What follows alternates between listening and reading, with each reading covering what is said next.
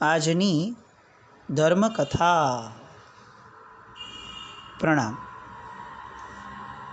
વાગડ સમુદાયનો ઉજ્જવળતમ ઇતિહાસ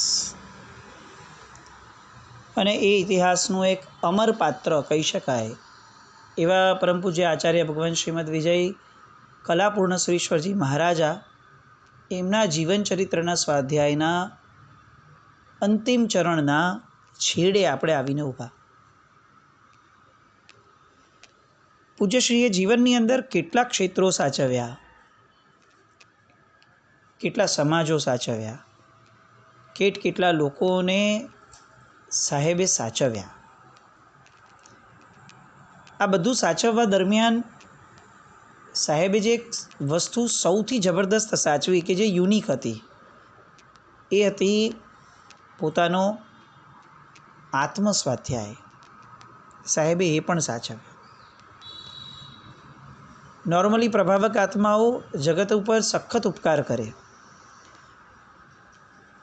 પણ પછી એ સમય એટલો બધો ખાઈ લે.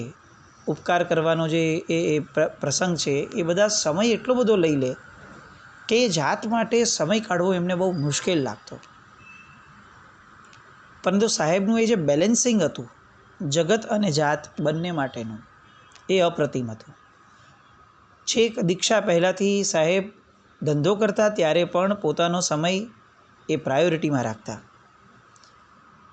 આપણે જોયું કે લગ્ન પહેલાં શરૂઆતની અવસ્થા હતી ત્યારે માતાએ કહેવું પડ્યું કે તું આમ બપોર સુધી જિનાલયમાં રહીશ ને ધંધા માટે આટલી જ કલાક કાઢીશ તો કેવી રીતે ચાલશે. અને પછી સાહેબ ત્યાંથી ધંધો કરવા માટે અલગ અલગ જગ્યાએ ગયા. લગ્ન થયા એ પછીથી પણ આવું થતું કે નોકરીએ લાગ્યા હતા તો પણ પોતાના સામાયિક પ્રતિક્રમણ વગેરે જે પણ ધર્મ છે એ બહુ વિશેષપણે સાચવતા. રાત્રે 2 વાગે પણ એ પોતાના સામાયિકને સાચવીને બેસતા. બાળકો થયા અને તેમ છતાં પણ એમના જીવનની અંદરમાં ધ્યાન નામનો જે ધર્મ પ્રવેશી ચૂક્યો હતો એ ધર્મ એટલો જબરદસ્ત સચવાતો કે તેઓ જ્યાં પણ જતા, પછી એ રાજનાંદગાંવ હોય કે ગમે ત્યાં હોય, સાહેબ પોતાના ભગવાન એ પોતે જાતે ધારી લેતા અને એ ભગવાન પાસે એ ધ્યાનની ધારામાં ડૂબી જતા. દીક્ષા થઈ. દીક્ષા પછીથી પણ જેટલા ચાતુર્માસ થયા, ઓલમોસ્ટ દરેક ચાતુર્માસની અંદરમાં સાહેબ પોતપોતાના એક ભગવાન પોતાના સાહેબ ક્યાંયથી પણ શોધી લેતા. પછી એ ભોયરાના કોઈ ભગવાન હોય કે પછી કોઈ એવી પ્રતિમા હોય કે જે પ્રતિમા તરફથી એમને કંઈક મળે છે, જબરદસ્ત મળે છે, અને એમને આવો મળી પણ જતો. પૂજ્ય દેવેન્દ્ર સુરી મહારાજ સાહેબે એમને બોલાવ્યા. સમુદાયની જવાબદારીઓ સોંપવા માટે આગ્રહ અને આદેશ થયો.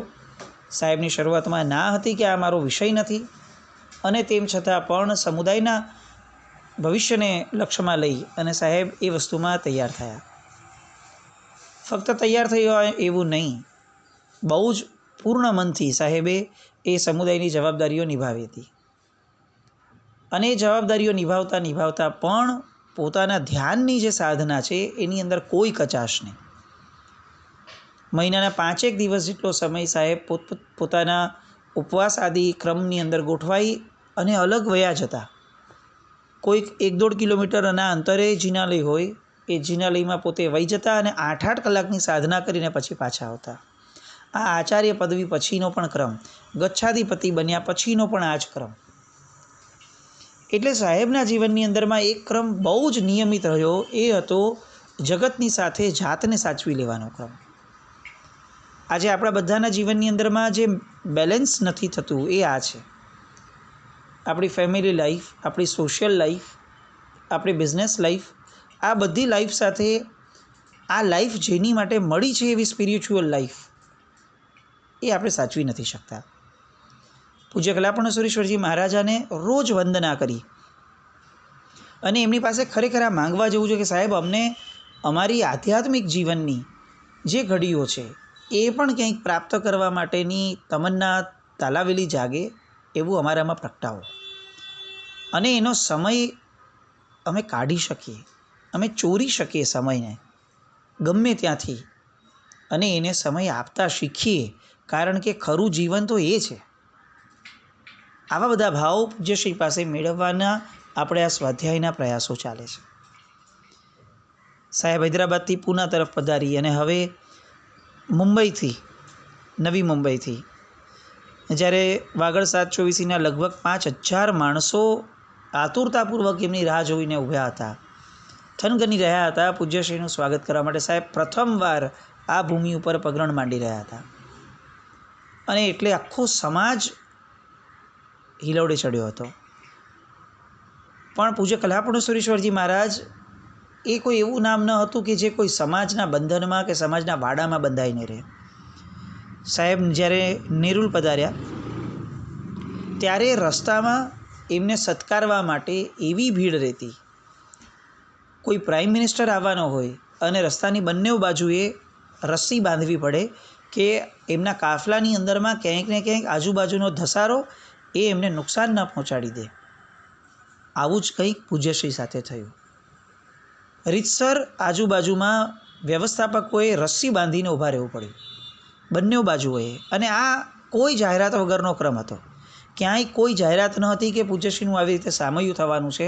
બસ લોકોમાં સમાચાર સ્પ્રેડ થતા ગયા કે પૂજ્ય કલાપુણેશ્વરીશ્વરજી મહારાજા પધારે છે અને મુંબઈ જાણે આખું ને આખું ઘેલું બન્યું પૂજ્યશ્રી પાસે. સાહેબ એકચ્યુઅલ મુંબઈની હદની અંદર પ્રવેશવાના ન હતા અને એ આખા મુંબઈને જાણ હતી. અને એટલે જ આ નવી મુંબઈનો ભાગ કે જે પવિત્ર ભૂમિ, જે ભાગ્યશાળી સૌભાગ્યશાળી ભૂમિ જ્યાં સાહેબના પગલાં પદાર્પણ થવાના હતા, એ ભૂમિ તરફ લોકોનો ધસારો થયો.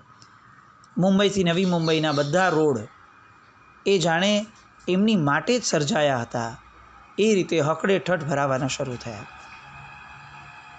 સાહેબે ત્યાં આગળ વાગડવાસીઓના મુખ્ય આર્થિક સહયોગથી જે એક વિશાળ ઉપાશ્રયનું નિર્માણ થયું હતું, એ વિશાળ ઉપાશ્રયના નિર્માણને સાહેબે અહીં લોકોની સામે પદાર્પણ કર્યું. પૂજ્ય શ્રી શ્રેયાંસનાથ ભગવાન એમની અંજન શલાકા પ્રતિષ્ઠા મહોત્સવ થયો. અહીં અનેક પરમાત્માઓ એમના પણ અંજન શલાકા મહોત્સવ થયા. ત્યાર પછીથી સાહેબ ત્યાંથી ડોંબીવલી ગયા. નવી મુંબઈથી ડોંબીવલીની અંદરમાં થાણા, ડોંબીવલી આ બધી જગ્યાઓએ અનેક આચાર્ય ભગવંતોની પણ જાણે હોડ લાગી હતી. આપણને ખરેખર એવું થાય આશ્ચર્ય કે લોકોની અંદર તો સાહેબનું ઘેલું હતું એ સમજી શકાય, પણ એ સમયના મુનિ ભગવંતો અને આચાર્ય ભગવંતોની પણ ભીડ લાગતી. એસ્પેશિયલી થાણા મુનીશ્વર સ્વામી ભગવાનના જિનાલયમાં સાહેબ જ્યારે બિરાજમાન હતા ત્યારે ત્રીજે કે ચોથે માળે સાહેબ બિરાજમાન હતા અને લાઈન જે લાગી હતી એ છેક 3 માળ નીચે ઉતર્યા પછીથી જિનાલયની બહારનો જે સંકુલ હતો ત્યાંથી આગળ વધી અને રોડ ઉપર છેક આખી ગલી પૂરી થાય અને ટર્ન લેવાય ત્યાં સુધી સાહેબને દર્શન કરવા માટે લોકોની ભીડ રહેતી.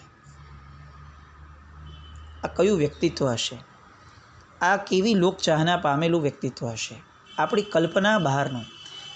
છેલ્લે આપણે કયા આચાર્ય ભગવંત માટે આટલો બધો સદભાવ લોકોના હૃદયમાં સાંભળ્યો હતો?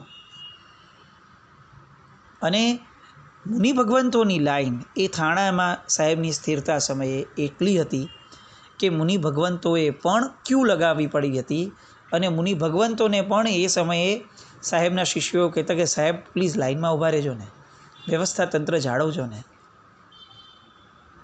આ કમાલ એ પૂજ્ય અધ્યાત્મ યોગીશ્રીની હતી. અંદરનું અધ્યાત્મ એ જ્યારે ઉગી નીકળે છે ત્યારે બહારનું ભૌતિક જગત એ ચરણે આવીને પડી જાય. એ જે શાસ્ત્રમાં વાતો છે કે આખા જગતને જો કોઈ તારી શકશે, આખા જગતને જો કોઈ હચમચાવી શકશે અને આખા જગતને જો ખરેખર કોઈ ઝુકાવી શકશે તો એક સાધક આત્મા હશે જે પોતે પલાઠી વાળી અને અંદરમાં ભીતરમાં ઉતરી ગયા હશે. આ વાત એની સાબિતી એટલે પરમ પૂજ્ય અધ્યાત્મ યોગી શ્રીમદ વિજય કલાપૂર્ણેશ્વરીશ્વરજી મહારાજા. ડોંબીવલીથી સાહેબનું મુલુંડ ચેક નાકા તરફનું આ પ્રયાણ જેણે જોયું છે એણે ખરેખર એ ક્ષણ, એ પ્રસંગ, એ ઘટના એ જીવનની સૌથી યાદગાર ઘટના હશે. કડીઓમાં ઘણીવાર આપણે બોલ્યા છીએ, ત્યારે તમોને જે મણે જોયા હશે તે ધન્ય છે. બસ આવી ધન્યતાનો અનુભવ એ મુલુંડ ચેક નાકા પાસેનો હતો. આખું મુંબઈ જાણે મુલુંડ ચેક નાકા પર હતું. મુલુંડને ચેક નાકાથી લઈને મુંબઈની જે હદ ઊભી થતી હતી ત્યાં 1 સેન્ટીમીટર માટે પણ સાહેબે પ્રવેશ ન કર્યો, પણ એ મુંબઈને સ્પર્શીને ગયા અને મુંબઈને સ્પર્શેલી એ હવા મુંબઈને ઘીલી કરીને ગઈ. આજુબાજુમાં રસ્તાઓ પર કમસે કમ 3-4 કિલોમીટર સુધીનો ટ્રાફિક કમ્પ્લીટલી બંધ અને લોકોનો ટ્રાફિક સંપૂર્ણપણે ચાલુ.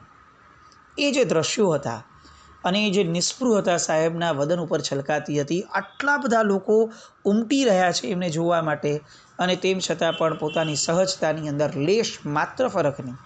મોઢાની એક રેખા તો જવા દઈએ, કદાચ ભીતરમાં પણ કોઈ એક રેખા નવી પ્રગટી ન હોય એવું સામાન્ય અને સાદું જીવન એ પૂજ્ય કલાપૂર્ણ સુરેશ્વરજી મહારાજાનું. આચાર્યને જીન શાસનના રાજા કહેવાય છે. એ લોકોએ એ સમય અનુભવ્યો હશે. રાજાની ખ્યાતિ કેવી હોય, રાજાની લોકચાહના કેવી હોય, એ સાહેબના એ સમયના અભિવાદનની અંદરમાં આમ જાણે કતારબંધ લોકો હાથ જોડીને ઊભા હોય. વગર કીધે કેટલાય ઢોલ નગારાવાળા આવી ગયા હતા. શરણાઈઓ વાગતી હતી રસ્તા ઉપર. જે મુંબઈના રસ્તાઓ હોર્નથી ખદબદતા હોય, એ રસ્તા એ દિવસે એ શરણાઈ અને ઢોલના સૂરથી રેલાતા હતા. પૂજ્ય મુક્તિ વલ્લભ મહારાજ સાહેબ, પૂજ્ય કલાપ્રભ સાગર મહારાજ સાહેબ અચલગચ્છના આચાર્ય ભગવાન, પૂજ્ય રાજેન્દ્ર વિજયજી મહારાજ સાહેબ, પૂજ્ય હેમરત્ન વિજયજી મહારાજ સાહેબ, આમ પૂજ્ય જયસુંદર વિજયજી મહારાજ સાહેબ, કેટલા મહાત્માઓ, પૂજ્ય હેમચંદ્રસુરી મહારાજ સાહેબ, એક પછી એક મહાત્માઓ એ જાણે સાહેબના આ આગમનને કાગડોળે રાહ જોતા હોય એવી રીતે એમના અભિવાદન માટે રહ્યા. સાહેબ અજાત શત્રુ હતા. એ વાત પણ અહીંયા એટલી જ મુખ્ય સ્થાને રહી. એકે એક સમુદાયના મહાત્માઓ સાહેબને આવકારવા, સત્કારવા અને મુખ્યતયા સાહેબને સ્પર્શવા માટે તલપાપડ થતા હતા. સાહેબ અહીંયાથી આગળ દહીંસર છેલ્લું સ્પર્શી મહાવીરધામ અને વાગડ ગુરુકુળથી આગળ નીકળી અને સુરત તરફ સાહેબનો પ્રયાણ થયો. અતુલ સાહેબ પહોંચ્યા. કોઈ એક વ્યક્તિએ ટીપોઈ આપી હતી સાહેબને બેસવા માટે. કંઈક કાર્ય માટે સાહેબ ગયા હશે અને ટીપોઈ તૂટી પડી. જોરદાર ધડાકાનો અવાજ થયો. સાહેબ રૂમમાં એ સમયે 1-2 જણ હતા. બધા અંદર આવ્યા કે સાહેબ શું થયું છે? અને સાહેબે બહુ સ્પષ્ટપણે કીધું કે કંઈ જ નથી થયું, ટીપોઈ તૂટી ગઈ, પણ મને કાંઈ નથી થયું. કારણ કે બીજે જ દિવસથી ચૈત્રી હોળી નિમિત્તે વલસાડમાં પ્રવેશ કરવાનો હતો. આ આચાર્ય ભગવંતની ઉદારતા. કેટલાય દિવસો પછીથી જ્યારે આ વેદના અસહ્ય થઈ અને સાહેબના ચાલવા પરથી લોકોને ખ્યાલ આવ્યો, મહાત્માઓને, અને ડૉક્ટરને બોલાવ્યા, ત્યારે ડૉક્ટરે કીધું કે આ તો કેટલાય દિવસોની પીડા છે, આ મૂળ માર છે. અને ત્યારે સાહેબ બોલ્યા કે હા, ટીપોઈ તૂટેલી હતી ત્યારે આવી રીતે પડ્યો હતો અને ટીપોઈનો કેટલોક ભાગ કમરમાં ખૂજી ગયો હતો. આ ઉંમરે પણ સાહેબની જે રીતની જીન શાસનના અંગોને સાચવવાની જે ધારા હતી એ આપણા બધા માટે તો કલ્પનાતીત હતી. પૂજ્ય જપ વલ્લભસુરી મહારાજ સાહેબ, નવસારીની અંદરમાં પૂજ્ય રત્નસુંદરસુરી મહારાજ સાહેબ. ત્યારે રત્નસુંદરસુરી મહારાજ સાહેબે 3 વાતો કીધેલી પૂજ્ય કલાપૂર્ણ સુરેશ્વરજી મહારાજા માટે કે સાહેબના 3 વૈભવથી આ જગત ન્યોછાવર થઈ જાય એવું જબરદસ્ત રંગાયેલું છે. સૌથી પહેલો સાહેબનો પુણ્ય વૈભવ, બીજો સાહેબનો પ્રજ્ઞા વૈભવ અને ત્રીજો સાહેબનો પવિત્રતા વૈભવ. આ 3 વૈભવ સાહેબના એની ટોચ ઉપર હતા. એમની પ્રજ્ઞા એટલી બધી પવિત્ર, એટલી બધી શુદ્ધ, એમનું પુણ્ય એટલું પરાકાષ્ઠાનું કે જે જોઈ એને ઝૂકવાનું મન થાય. આદેય નામ કર્મ એ જાણે કલાપૂર્ણેશ્વરી મહારાજ સાહેબ માટે જ બન્યું હતું એવું લાગે. અને એમની પવિત્રતા કોઈ શબ્દો અથવા રૂપકથી કમ્પેર ન કરી શકાય એવી પવિત્રતા, એનો પુંજ એટલે પૂજ્ય કલાપૂર્ણ સુરેશ્વરજી મહારાજા. અહીંયાથી પૂજ્ય અજીત શેખર વિજયજી મહારાજ સાહેબ કે જેમણે ઘણી પન્યાસપદ અપાયા. આપણને બહુ આનંદ થાય આવા દ્રષ્ટાંતો સાંભળીને કે અન્ય સમુદાયના મહાત્મા હતા, એમની ગણીપદ અને પન્યાસપદવીનું મુહૂર્ત કેટલાક દિવસો પછીનું હતું, પણ એ કેટલાક દિવસો પછીથી પૂજ્ય કલાપૂર્ણ સુરેશ્વરજી મહારાજાનો યોગ પ્રાપ્ત થાય એવી શક્યતા ન હતી. અને જે દિવસે કલાપૂર્ણ સુરેશ્વરજી મહારાજા પધાર્યા એ દિવસે ખરા અર્થની અંદર કોઈ મુહૂર્તની યોગ્યતા ન હતી. એ દિવસ એ કોઈ વિશેષ દિવસ ન હતો, અને તેમ છતાં પણ કલાપૂર્ણેશ્વરી મહારાજ સાહેબનો યોગ એ જ શ્રેષ્ઠતમ મુહૂર્ત છે એવું માની, એવું સમજી અને પૂજ્ય અજીત શેખર વિજયજી મહારાજ સાહેબે સાહેબના હાથેથી પદવી લીધી. આ સાહેબની જીદ હતી કે મારે કલાપૂર્ણેશ્વરી મહારાજ સાહેબના હાથેથી પદવી લેવી છે. અન્ય સમુદાયના મહાત્માઓમાં કેવો આદર એમના માટેનો હશે. આમ આપણે 76 વર્ષના આ મહાત્માને લોકોએ કઈ રીતે માણ્યા છે જીવનમાં, એ સાંભળીએ તો ખરેખર ઈર્ષ્યા થાય એવું સાહેબનું જીવન. ત્યાર પછીથી સાહેબના હાથેથી પણ કેટલીક દીક્ષાઓ થઈ અને સાહેબ ભરૂચ, રાજનગર, ઘાટલોડિયા, કડી, શંખેશ્વર અને આ બધાથી આગળ વધીને સાંતલપુર, પીપરાળા, કચ્છની અંદર સાહેબ પ્રવેશ્યા અને ત્યાંથી આગળ વધી ગાણીથર ને કટારિયાજી થઈ અને સાહેબને અંજન છલાકા મહોત્સવ ત્યાં થયો. ગાંધીધામ પધાર્યા ત્યારે કારગિલ યુદ્ધ હતું એ સમયે, અને કારગિલ યુદ્ધની અંદર કેટલાક આપણા લશ્કરના જવાનો મૃત્યુ પામ્યા હતા. સાહેબની દૃષ્ટિ ક્યાં પહોંચતી હશે એનો આ એક્ઝામ્પલ છે. સાહેબે લશ્કરના જે વ્યક્તિઓ હતા, જવાનો કે જે ગુજરી ગયેલા, એમના પરિવારવાળા માટે એ સમયે 11 લાખ રૂપિયાનું સાહેબે પ્રેરણા કરી અને વાત નીકળતા 11 લાખ રૂપિયા એ તાત્કાલિક ત્યાં મોકલવામાં આવ્યા હતા.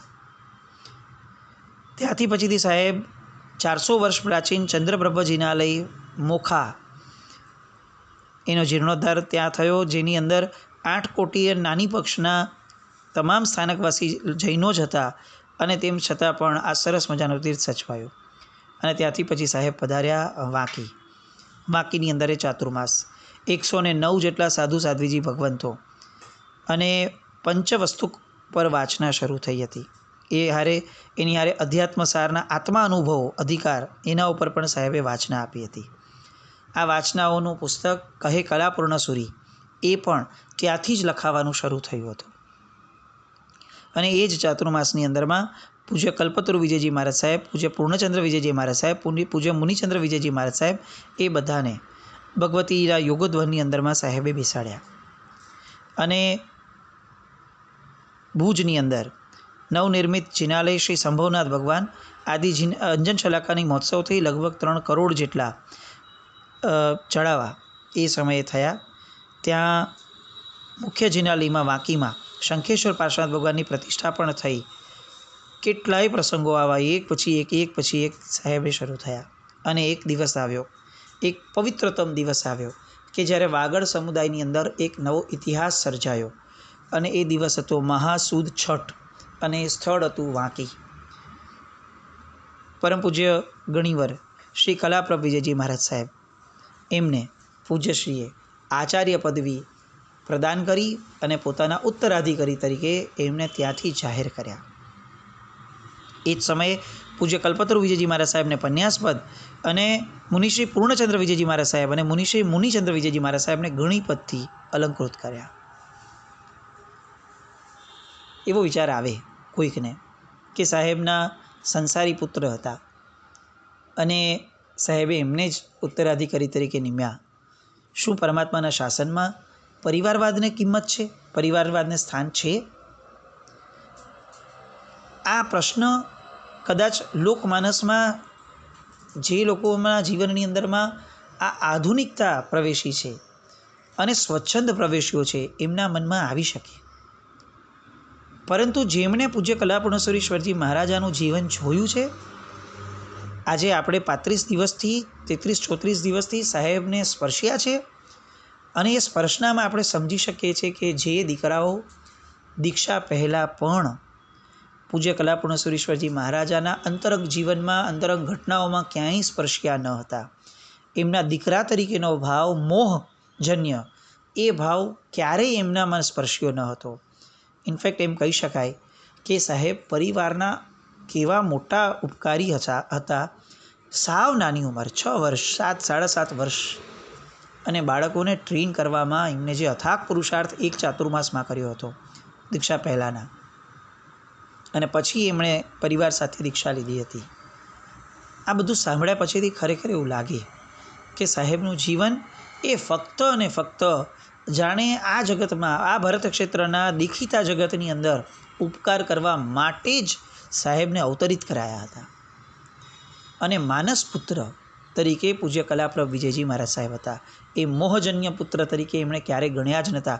જ્યારે ખરા અર્થમાં મોહનું સામ્રાજ્ય હોવું જોઈતું હતું શ્રાવકપણામાં, ત્યારે પણ જેમણે ક્યારે મોહ નહોતો પ્રગટ કર્યો. એ પૂજ્ય ગુરુ ભગવંત એ યોગ્યતા જોયા વિના ક્યારે પણ કોઈ કાર્ય ન કરે. અને એમણે જોયેલી એ યોગ્યતા વાગડ સમાજે અને આખા જગતે અને પરમાત્માના શાસને પૂજ્ય કલાપ્રભ સુરીશ્વરજી મહારાજાના સાનિધ્યની અંદરમાં એમની જાહો જલાલીમાં અનુભવી છે. કલાપૂર્ણ સુરીશ્વરજી મહારાજા જેવો આટલો મોટો સૂર્ય આથમી જાય જ્યારે, એ પછીથી કોણ હશે એની તાલાવેલી બધાને હોય.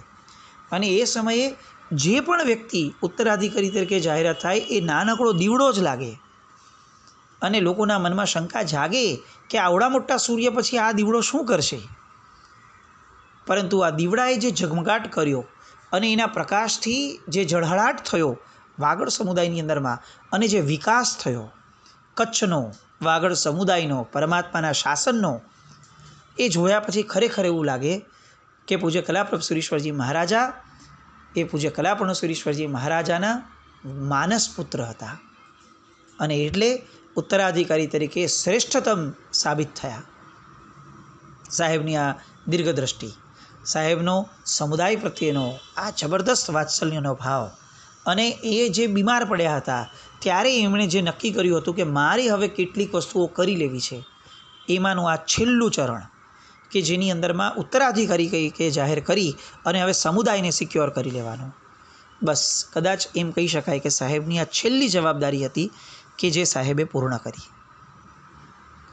એ પ્રસંગ વાંકીમાં જેમણે નિહાળ્યો છે અને એમાં પણ પૂજ્ય કલાપ્રભ સુરીશ્વરજી મહારાજાએ એ સમયે જે પ્રવચન આપ્યું હતું આચાર્ય પદવી પછીથી, અને એમાં એમણે પિતા મહારાજ તરીકે નહીં, કલાપૂર્ણ સુરીશ્વરજી મહારાજાએ ગુરુ ભગવાન તરીકે અમારા કેટલા ઉપકારી છે એની જે આખી વાત કરી અને આમ ચોધાર આંસુના રુદનથી સમયે સાથે એમણે જે પ્રવચન આપ્યું હતું એ અદ્ભુતતા હતી. આજે પણ કદાચ યુટ્યુબ ઉપર એની લિંક છે, નાનકડો વિડીયો છે કે જે વિડીયોની અંદરમાં પૂજ્ય કલાપ્રભ સુરીશ્વરજી મહારાજા એ જે રીતે પોતાના ગુરુ તરીકે એમને વર્ણવીને ઉપકારને એ ઝીલે છે, આ બધી વાતો ખરેખર આપણને પરમાત્માના શાસનની ખરી જાહો જલાલીનો સ્પર્શ કરાવે છે.